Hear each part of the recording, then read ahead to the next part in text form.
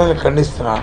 ఈ నేపథ్యంలో మా నాయకులు, మా పార్టీలో ఉన్న మాజీ మంత్రులు, ఎన్నుకోబడిన శాసనసభ్యులు, శాసనమండలి సభ్యులు, వారితో పాటు క్రియాశీల కార్యకర్తలు ఇవాళ హైదరాబాద్ లో ఆ ఆఫీస్ ముందు వారు దీన్ని మీద క్షమాపణ చెప్పాలి, ఉపసంహరించుకోవాలి, మళ్ళీ పునరావృతం కాకూడదని వాళ్ళు ధర్నా చేస్తే ప్రజాస్వామ్యం సిగ్గుపడేటట్లు ఈ ఆంధ్ర రాష్ట్ర దురదృష్టం.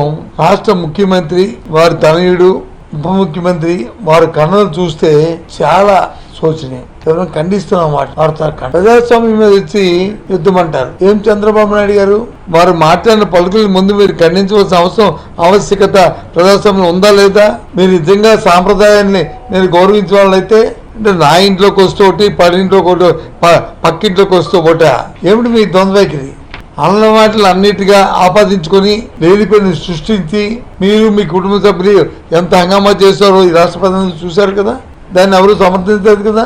ఈరోజు సాక్షాత్తు మరి ఆ పత్రిక అధిపతి మాట్లాడిన మాటల్ని మరి మీరు ఖండించవలసిన అవసరం ఉందా లేదా? ఇది ప్రజాస్వామ్యంలో ఈ సాంప్రదాయం కోసం చెప్పాల్సిన అవసరం ఉందా లేదా? మీకు ఎందుకు ఈ కార్యక్రమం చేయలేదు? తిరిగి పైపెచ్చు మీరు వచ్చి ప్రజాస్వామ్యం మీద దాడి అంటారా? మీ కొడుకు వచ్చి